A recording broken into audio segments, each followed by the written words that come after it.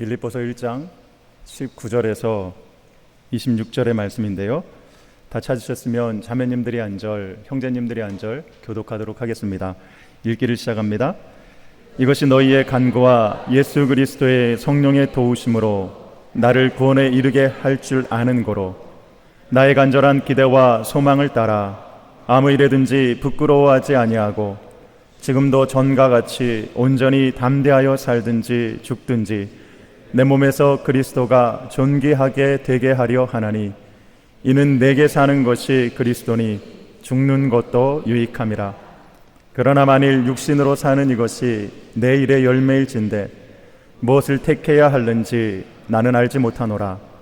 내가 그 둘 사이에 끼었으니 차라리 세상을 떠나서 그리스도와 함께 있는 것이 훨씬 더 좋은 일이라. 그렇게 하고 싶으나 내가 육신으로 있는 것이 너희를 위하여 더 유익하리라. 내가 살 것과 너희 믿음의 진보와 기쁨을 위하여 너희 무리와 함께 거할 이것을 확실히 아노니 내가 다시 너희와 함께 있으므로 그리스도 예수 안에서 너희 자랑이 나로 말미암아 풍성하게 하려 함이라. 아멘. 몇 년 전에 한국 교계에서 고지론이냐 아니면 저지론이냐라는 그러한 논쟁이 있었습니다. 고지론은 쉽게 말해 이 크리스찬이 사회적으로 성공하여 더 높은 위치에 오르면 오를수록 더 큰 영향력으로 이 많은 사람들에게 좋은 그런 영향력을 끼칠 수 있다는 것입니다. 이것을 통해서 예수 그리스도의 복음을 아주 효과적으로 이렇게 전달할 수 있다라고 하는 것인데요. 이것을 통하여서 하나님께 큰 영광이 된다라고 생각하는 것입니다. 반대로 저지로는 성도가 분명히 저 세상 속으로 가야 할 곳이 있지만 고지는 아니라는 것입니다. 저지대나 혹은 변두리로 가야 한다라고 하는 것이죠. 그러니까 우리 사회에 소외되고 이렇게 억눌려 있는 이들을 찾아가 마치 예수님께서 보여주셨던 그러한 본대로 그들을 섬기는 그것이 진정한 크리스찬의 삶이라고 이야기하는 것이 저지론입니다. 양쪽의 주장 모두 일리가 있습니다.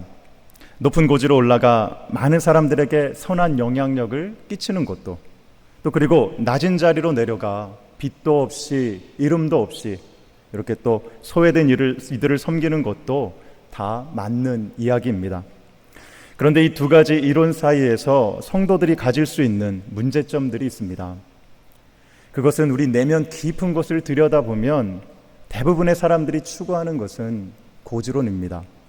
물론 그것이 무조건 잘못되었다는 것은 아니지만 곰곰이 들여다보면 우리의 마음에 하나님의 영광보다는 나 개인의 그러한 성공에 대한 그러한 개인적인 야망과 욕심이 동기가 될 때가 많다라고 하는 것입니다. 또 다른 문제는 저지론에서 찾아볼 수 있는데요. 성공한 사람들과의 비교에서 오는 이 상대적인 박탈감으로 인하여서 내 자신이 한없이 작아 보이는 것입니다. 내 삶으로는 주님께 영광 올려드리기에 너무 부족한 것이 많다고 느끼는 것이죠. 사회적으로 성공한 것도 또 주목받을 만큼 뛰어난 것도 없어서 정말 주님께 영광이 되지 못한다는 그러한 패배의식 속에 살아갈 수 있다는 것입니다. 자, 그렇다면 성경이 이야기하는 성경적인 관점은 무엇일까요? 그것은 고지론도 또 저지론도 아닙니다. 성경에서 말하는 것은 하나님 뜻대론입니다. 이것이 모든 것을 팔자 탓으로 돌리는 숙명론처럼 들릴 수도 있습니다. 하지만 절대로 그렇지 않습니다. 오히려 각 사람을 가장 선한 길로 인도하시고 그들의 삶을 통해 영광 받으시는 하나님의 절대 주권을 말씀드리는 것입니다. 그런 관점에서 생각해 보면 이 성경에 등장하는 하나님을 신실하게 섬겼던 그런 사람들은 아주 다양한 계층의 사람들이었습니다. 왕이나 왕비, 아니면 사회적으로 높은 신분을 가진 사람, 부자나 아니면 학식이 많은 정말 그야말로 사회적으로 성공한 그런 사람들도 있었던 반면 어부나 목동 아니면 농부, 심지어 노예의 신분 등과 같은 사회적으로 주목받지 못하는 그러한 사람들도 있었다는 것이죠. 이 모든 것이 하나님의 뜻에 의해 그들이 처한 사회적인 위치에서 하나님의 목적대로 또 하나님의 영광을 위해 살았던 사람들이라고 하는 것입니다. 그 중에 오늘 본문에 등장하는 사도 바울 역시 이 자신이 처한 상황 속에서 주님의 영광을 위해 살았던 사람이었는데요. 오늘 본문 말씀은 빌립보 교인들에게 주는 그런 편지입니다. 바울의 편지이죠. 빌립보 교회는 바울이 2차 전도 여행 중에 세운 유럽 최초의 교회였습니다. 그런데 바울이 편지를 쓰고 있는 장소가 평범한 곳이 아닙니다. 바로 감옥이었습니다.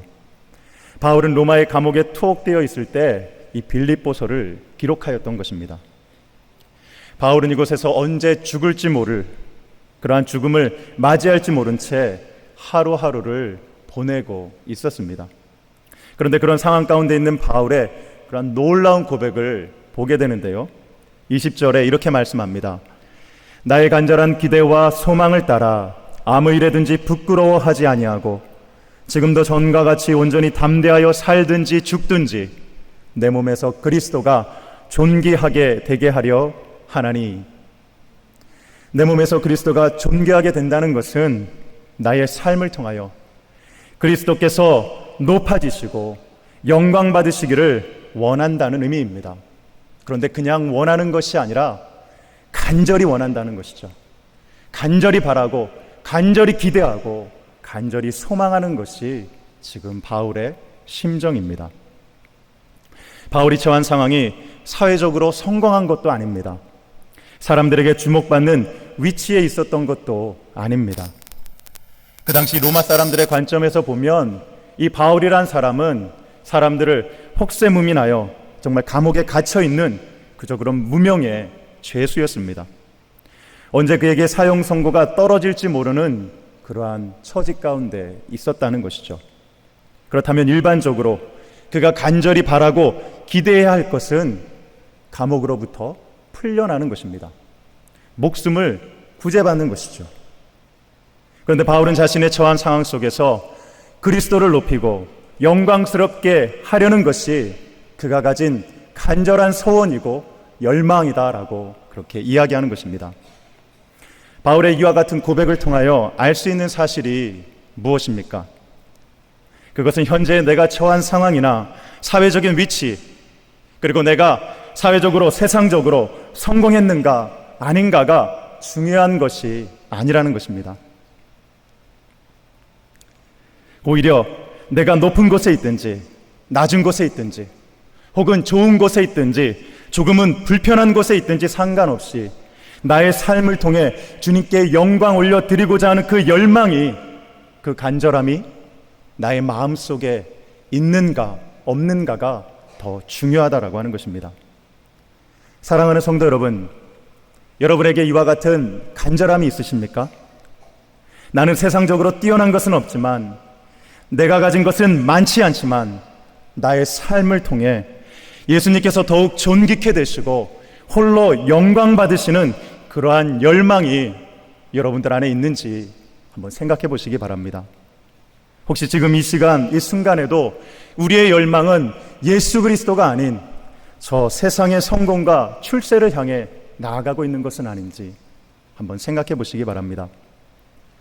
성도 여러분, 바울이 가졌던 그 열망, 감옥에서조차 주님을 존귀히 높여드리고자 했던 그 열망이 오늘 이 시간 저와 여러분들의 마음속에 다시 한번 회복되는 은혜가 있기를 바랍니다.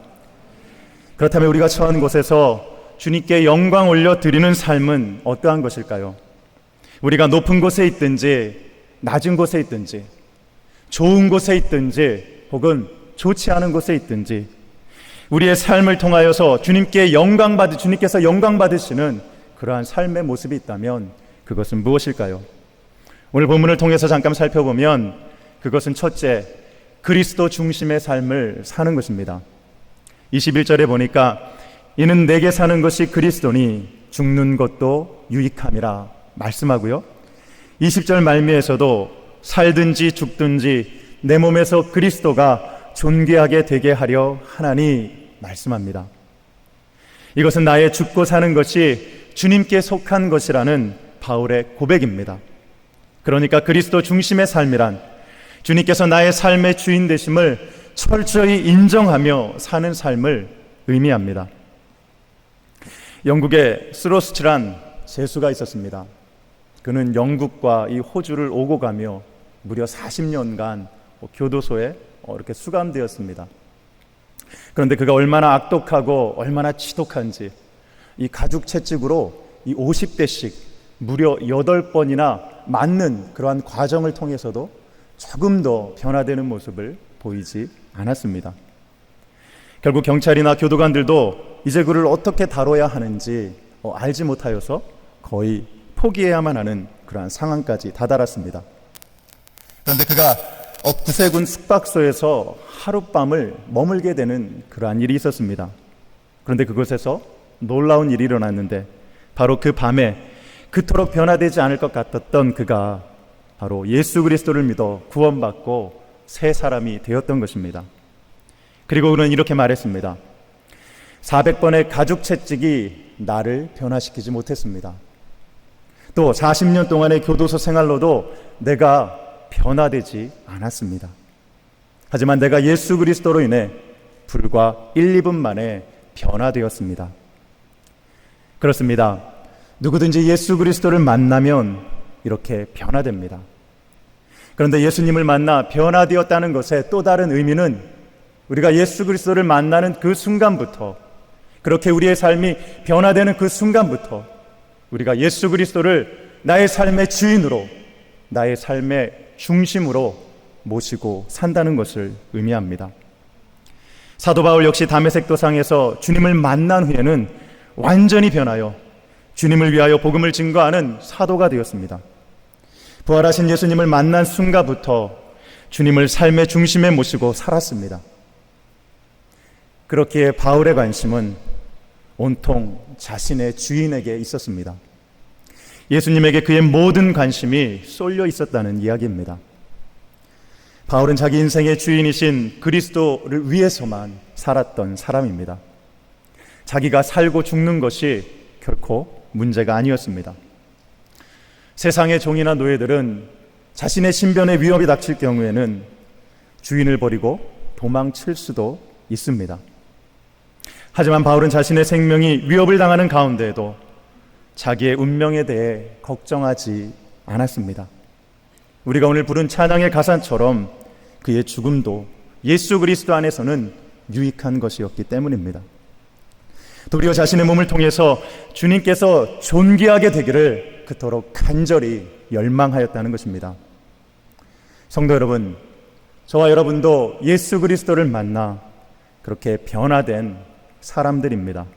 그렇다면 그 의미는 이미 말씀드린 대로 우리의 삶의 주인이 예수 그리스도이시고 우리의 삶의 중심에 그 예수 그리스도를 모시고 사는 사람들이 되었다는 것입니다. 그것은 내가 부유할 때나 가난할 때나 혹은 건강할 때나 병들었을 때나 그리고 기쁠 때나 슬플 때나 주님을 나의 주님으로 인정하고 또한 그분의 뜻을 따르며 산다는 것을 의미합니다. 욥의 고백처럼 주시니도 여호와시요 거두시니도 여호와시오니 여호와의 이름이 찬송을 받으실 것이다 라는 것이 바로 예수 그리스도를 만나 변화된 성도의 고백이라고 하는 것입니다. 그렇게 예수 그리스도를 나의 삶의 주인으로 모시고 살아갈 때 우리는 세상을 향하여 담대할 수 있습니다. 주님으로 인하여 결코 부끄러움을 당하지 않을 수 있습니다. 또한 예수 그리스도를 나의 삶의 중심으로, 나의 주인으로 모시고 살아갈 때에 우리는 어떤 상황에서든지 두려워하지 않을 수 있습니다. 예수님께서 우리의 주인 되시기 때문입니다. 삶의 어떠한 순간에도 그리스도를 주인으로 모시고 사는 우리 성도님들 되시기를 바랍니다. 둘째로 주님께 영광을 올려드리는 것은 기쁨의 삶을 사는 것입니다. 바울은 지금 감옥에 있습니다. 그러니 기쁨의 삶을 사는 것에는 여러 가지 제약들이 있을 수 있습니다. 잠자리며 음식이며 또 입는 것이며 보고 듣고 경험하는 모든 것에서 기뻐할 만한 것이 별로 없다는 것입니다. 예전에 제가 있었던 교회에서 수련회를 갔습니다. 그런데 이 수련회 이 리트리트 센터에 에어컨이 안 나오는 것입니다. 날은 무척 더웠고 또 더군다나 그날 아침 비까지 내려 얼마나 후덥지근했는지 모릅니다. 여러분, 요새 이 날씨를 생각하면 그때의 상황이 얼마나 참 힘들었는지를 알게 되실 것입니다. 그런데 그러한 상황 속에서 이제 이렇게 사람들의 입에서 원망 아닌 원망들이 막 쏟아져 나오는데요. 야, 대체 이런 것을 왜 예약한 거야? 우리 교회 예산이 그렇게 없는 거야? 누가 이런 것을 예약한 거야? 하면서 이렇게 성도님들이 막 이렇게 원망의 그런 말들을 이렇게 서로 주고받는 것이었습니다. 여러분, 정말 2박 3일간의 그 기간도 그 불편함을 참지 못하는 우리의 어떤 관점에서는 지금 감옥에 갇혀 있는데도 불구하고 바울은 자신의 상황을 그렇게 기쁨으로 받아들이고 있는 것을 볼 때에 우리의 마음이 놀라지 않을 수 없다라고 하는 것이죠. 빌립보서는 기쁨의 서신이라 부를 만큼 기쁨을 강조하고 있습니다. 저희가 읽진 않았지만 18절 말씀의 후반부를 보면 이로써 나는 기뻐하고 또한 기뻐하리라고 그렇게 말씀합니다. 이 한글 성경으로는 기뻐하다라는 것을 반복해서 사용해서 강조하고 있습니다. 그런데 원문으로 보면 이 두 개의 기쁨이 서로 다른 이유를 나타내고 있는 것임을 알 수 있는데요. 첫 번째 기뻐하다는 옥에 갇힌 자신을 통하여 복음이 전파되는 것으로 인하여 기뻐하는 것입니다. 그리고 두 번째 기뻐하다라는 것은 19절에 기록된 것처럼 자신이 받게 될 구원과 관련한 그러한 기쁨으로 이야기하고 있습니다. 그러한 맥락에서 19절을 읽어보면 이렇게 이야기할 수 있습니다. 이것이 너희의 간구와 예수 그리스도의 성령의 도우심으로 나를 구원에 이르게 할 줄 아는 거로 나는 기뻐할 것이다. 여기서 이것이라는 것은 바울이 현재 옥에 갇혀 있는 그 상황을 말하는 것입니다. 그러니까 바울이 아는 것, 또 바울이 기뻐하는 그 이유는 현재 자신이 처한 그 상황이 구원으로 바뀔 것이다 라는 것을 그가 알고 있었다라고 하는 것입니다. 지금 바울은 감옥에 갇혀 있는 상황 가운데에서 자신이 구원받게 될 것을 알고 있었습니다. 이것은 자신이 성도들의 기도와 성령님의 도우심으로 감옥에서 나오게 될 것을 말하는 것입니다. 바울에게는 그러한 믿음이 있었다는 것이죠. 설령 감옥에서 최후를 맞이하게 된다 할지라도 예수 그리스도를 통하여서 하나님께서 주신 영원한 구원의 약속이 있음을 바울은 확신하였던 것입니다. 구원의 주님께서 자신과 함께하는 것을 알기에 바울은 기뻐할 수 있었습니다. 감옥에서 존재 죽을지 모르는 그러한 상황 가운데서도 그는 기뻐하고 있었다라고 하는 것이죠. 현재의 상황은 고통스럽지만 그 모든 상황으로부터 구원하여 주시는 주님의 약속이 있기에 바울은 기뻐할 수 있었다는 것입니다. 태풍이 몰아칠 때 태풍으로부터 영향을 받지 않는 곳이 있습니다. 그곳은 바다 깊은 곳입니다. 그것처럼 인생에게 고난과 아픔과 시련이 찾아올 때 우리는 어디로 가야겠습니까?